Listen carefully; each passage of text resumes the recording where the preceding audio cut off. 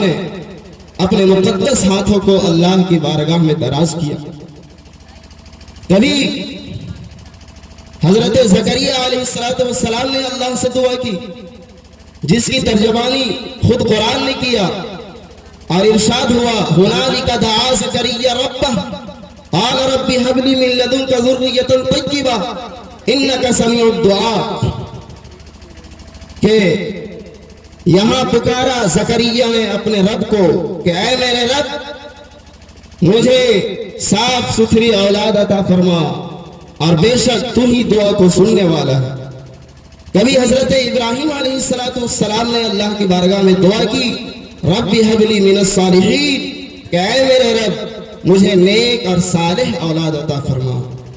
عزیزان ملت اسلامیہ، معلوم ہوا کہ جس نعمت کی حصولیابی کے لیے انبیاء کرام علیہ السلام نے اپنے ہاتھوں کو اللہ کی بارگاہ میں اٹھایا، وہ نعمت کتنی بڑی نعمت ہوگی، اس نعمت کا مقام اور مرتبہ کتنا بلند ہوگا۔ اس لیے میرے دوست بزرگوں کہ جب اللہ رب العالمین ہمیں اور آپ کو اولاد جیسی نعمت سے نوازے تو ہمارے لیے سب سے پہلی ذمہ داری کیا ہے کہ اس کا خوبصورت نام رکھا جائے، بہترین ناموں کا انتخاب کیا جائے۔ لیکن آج کل ہو گیا اور کیا ہو رہا ہے کہ طرح طرح کے نام رکھے جا رہے ہیں۔ ہونا تو یہ چاہیے تھا کہ شریعت کے دائرے میں رہ کر اپنے بچوں کا نام رکھا جائے، لیکن آج سیریل دیکھ کر بچوں کا نام رکھا جا رہا ہے، نوٹنکی فلمیں دیکھ کر بچوں کے نام کا انتخاب کیا جا رہا ہے، اور بسا اوقات تو ایسا ہوتا ہے حضرت کہ ایسے نام رکھے جا رہے ہیں کہ کبھی یہ فرق امتیاز کرنا اتنا مشکل ہو جاتا ہے کہ معلوم ہی نہیں ہوتا کہ یہ کسی مسلمان کا نام ہے یا کسی غیر مسلم کا نام ہے۔ اور یہ سب کو معلوم ہے کہ بچے پر نام کا اثر پڑتا ہے، اور جب ہم اور آپ سیریل دیکھ کر بچوں کا نام رکھیں گے تو سیریل میں ہوتا کیا ہے سوائے نوٹنکی کے، اور جب نام رکھے سیریل دیکھ کر، اور یہی بچہ جب بڑا ہوگا تو نوٹنکی نہیں کرے گا تو اور کیا کرے گا۔ اس لیے اپنے بچوں کو خوبصورت نام رکھیے تاکہ آپ کے بچوں پر اس اثر ہو اور اس کی برکتیں ظاہر ہو۔ عزیزان ملت اسلامیہ، اور تو اور میں آپ کو یہ بھی بتا دوں کہ کل قیامت کے دن نام لے کر پکارا جائے گا اور ساتھ میں باپ کا بھی نام لے کر پکارا جائے گا۔ اللہ کے نبی جناب محمد رسول اللہ صلی اللہ علیہ وسلم نے ارشاد فرمایا انکم تدعون یوم القیامت باسمائکم واسماء آبائکم فاحسنوا اسماءکم، کہ قیامت کے دن تمہیں تمہارا نام اور تمہارے باپ کا نام لے کر پکارا جائے گا تو تم اپنے ناموں کو خوبصورت نام رکھو۔ عزیزان ملت اسلامیہ، خوبصورت نام کیا ہے یہ علماء کرام بتائیں گے۔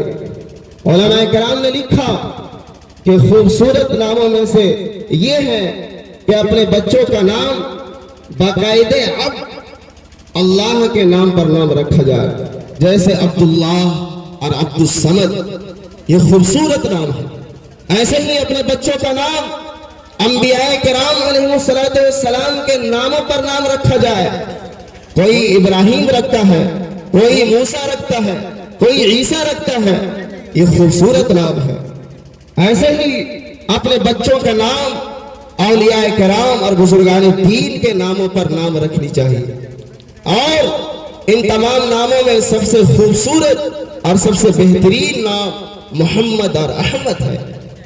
یقیناً یہ ایسا نام ہے کہ جب ہم اور آپ اس نام کو سنتے ہیں تو دل کو سکون ملتا ہے، دل کو قرار آتا ہے، کیونکہ یہ نام کسی اور ہستی کا نام نہیں بلکہ پیغمبر آخر الزمان جناب محمد رسول اللہ صلی اللہ تعالی علیہ وسلم کا نام ہے۔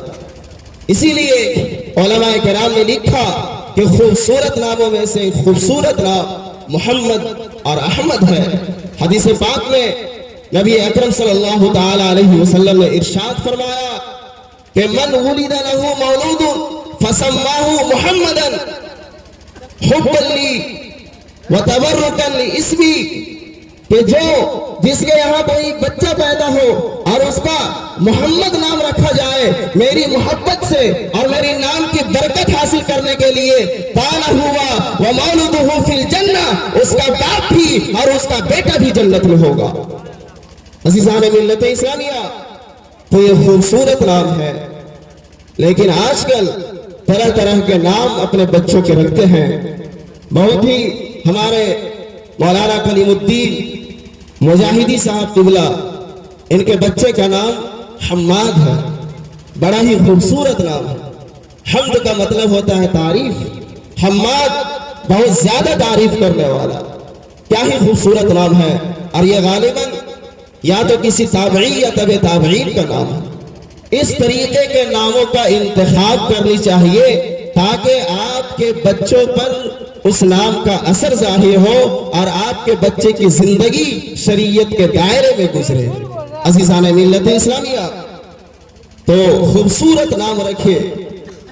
इसी तरीके से जब अल्लाह ताला हमें और आपको औलाद जैसी नीमत से सरफराज फरमाए, तो हमारे लिए सबसे अहम जिम्मेदारी ये भी है कि अपने बच्चे को सही तरबियत दे, खुद भी और अपने बच्चों को भी शरीयत के उसूल का पाबंद बनाए। तो इंशाअल्लाह रब्बुल आलमीन हम यहाँ भी कामयाब होंगे और आखिरत में भी कामयाब होंगे। सल्लल्लाहु अलैहि वसल्लम ने इरशाद फरमाया कि हर बच्चा फितरत इस्लाम पर पैदा होता है, उसका बाप उसे यहूदी बना देता है या मजूसी बना देता है या ईसाई बना देता है।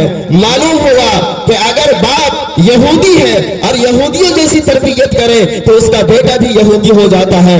अगर बाप मजूसी है और मजूसियों जैसी तरबियत करे तो उसका बेटा भी मजूसी हो जाता है। अगर बाप ईसाई है और ईसाइयों जैसी तरबियत करे तो उसका बेटा भी ईसाई हो जाता है। अगर बाप शराबी है और शराबियों जैसी तरबियत करे तो उसका बेटा भी शराबी हो जाता है। अगर बाप जुआरी है और जुआरियों जैसी तरबियत करे तो उसका बेटा भी जुआरी है।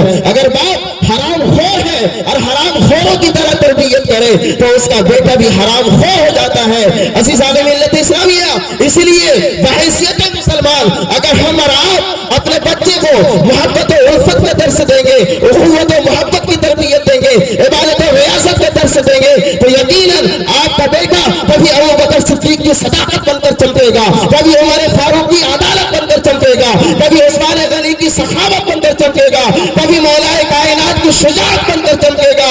और तो और अगर माए उम्मुल खैर की तरबियत में पले और जिंदगी गुजारे तो बेटा गौसे आज़म का शाहकार बनकर नारे तकबीर, नारे रिसालत, नारे रिसालत, मसलके आला हजरत, मसलके आला हजरत, शहनशाहे खिताबत, नारे तकबीर, नारे रिसालत। वहाँ सामईन, तो तरबियत अच्छी तरबियत होनी चाहिए। अगर आप अपने बच्चे को सही तरबियत देंगे तो यकीनन वो बच्चा कभी आपका नाम खराब नहीं होने देगा। याद रखिए तरबियत का असर कैसे पड़ता है, मैं एक वाक़ये के जरिए मैं आपको बताना चाहता हूँ। हजरत सैयदना शेख किरमानी रहमतुल्लाहि ताला अलैह, इनके यहाँ एक बेटी थी जो बड़ा ही खूबसूरत। बादशाह वक्त की नजर पड़ी और कहा कि अपनी बेटी को मेरी निकाह में दे दो। लिहाजा हजरत सैयदना शेख किरमानी रहमतुल्लाहि ताला अलैह ने 3 दिन की मोहलत मांगी। उसके बाद कहा कि 3 दिन की मोहलत दीजिए, फिर मैं अपनी बेटी को तुम्हारी निकाह में दे दूंगा। चुनांचे हजरत सैयदना शेख किरमानी रहमतुल्लाहि ताला अलैह तलाश करने लगे एक नेक लड़के का। मस्जिदों में घूमने लगे।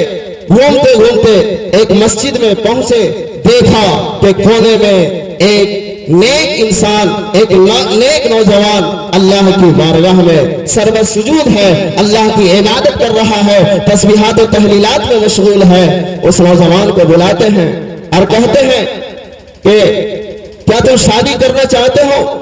मेरी एक बेटी है, खूबसूरत है, नमाजी भी है, रोजेदार है, इबादत गुजार है। वो नौजवान गरीब था। वो कहता है کہ آخر مجھ سے کون شادی کرے گا؟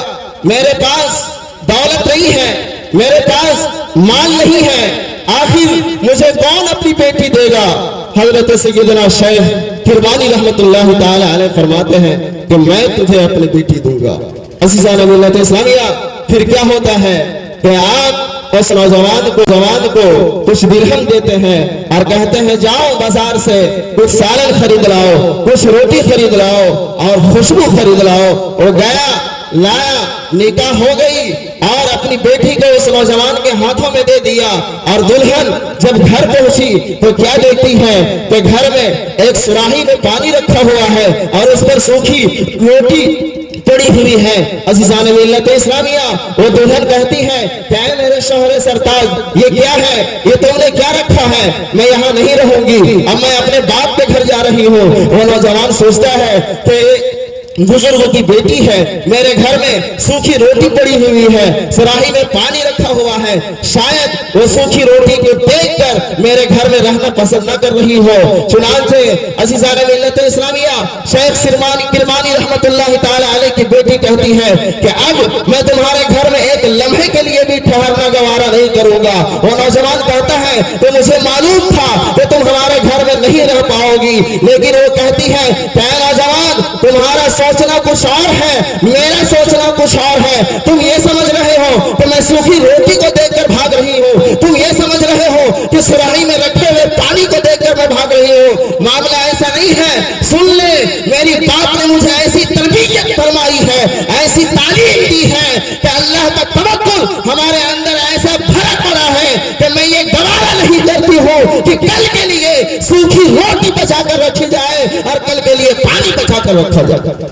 عزیزان ملت اسلامیہ، یہ توکل علی اللہ اور یہ تربیت ہی کا نتیجہ ہے، لیکن آج ہم اور آپ اپنی اولاد کی تربیت کیسی کر رہے ہیں؟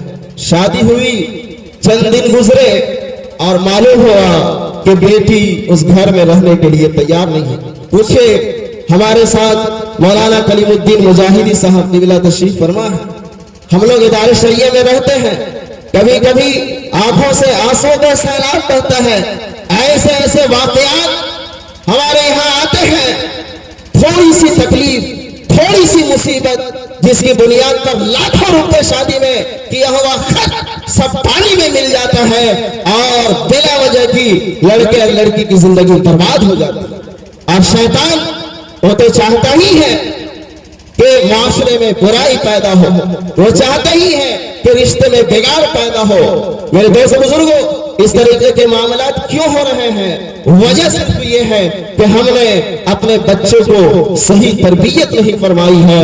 اگر صحیح تربیت دی ہوتی، انہیں بتایا ہوتا کہ حضرت فاطمہ الزہرا کی زندگی کیسی گزری ہے، انہیں بتایا ہوتا کہ حضرت عائشہ صدیقہ رضی اللہ تعالی عنہ کی زندگی کیسے گزری ہے، انہیں بتایا ہوتا کہ غوث اعظم کی ماں کیسی تھی، انہیں بتایا جاتا کہ خواجہ غریب نواز کی والدہ کیسی تھی۔ عزیزان ملت اسلامیہ، اگر یہ چیزیں ہمارے بچیوں کو معلوم ہوتی تو آج جو معاشرے میں تباہی برپا ہوا ہے، آج جو ہمارے معاشرے میں برائی پھیلی ہوئی ہے، اور آج ہم اور آپ جو تباہی اور بربادی کے بہانے پہ آ کر کھڑے ہو گئے ہیں، خدا کی قسم اگر ہم نے اسلامی تعلیم کو عام کیا ہوتا، اپنے بچے کو صحیح تربیت دی ہوتی تو آج ہمارے یہ حال نہیں ہوتے۔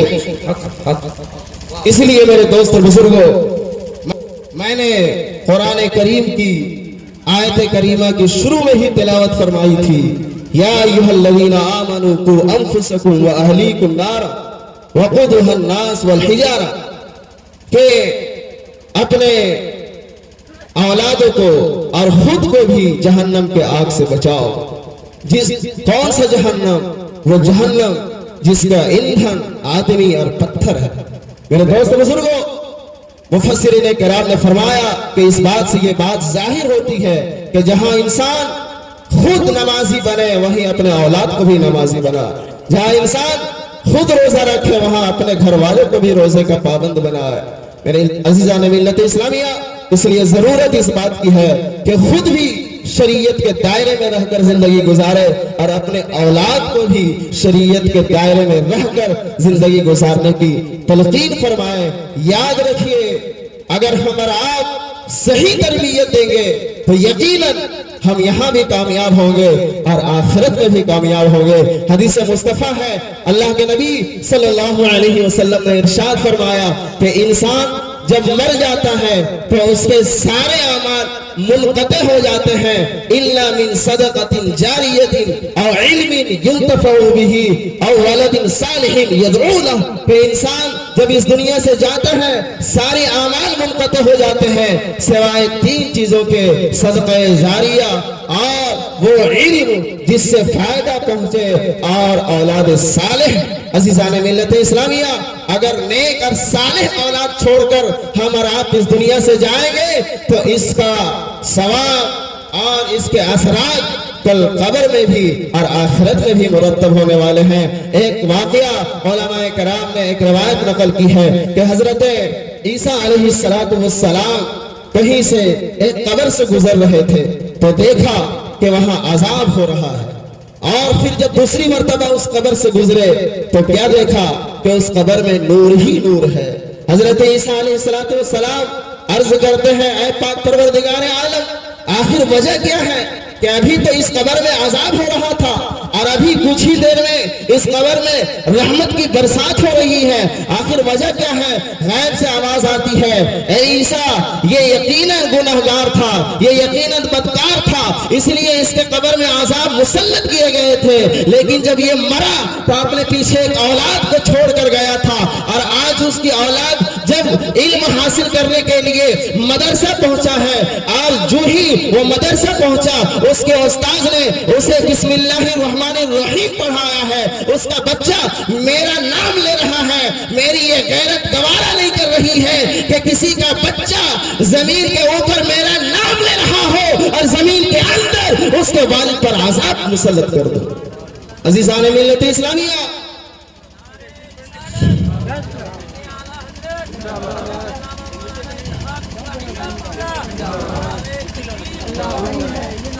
اسی لیے میں آپ سے درخواست کروں گا کہ اپنے بچے کو صحیح تربیت دیجیے، دینی تعلیم سے آراستہ کیجیے، تو ہم یہاں بھی کامیاب ہیں اور وہاں بھی کامیاب ہے۔ جو کچھ بیان ہوا وہ آغاز باب تھا، وما علینا الا البلاغ۔ السلام علیکم ورحمۃ اللہ۔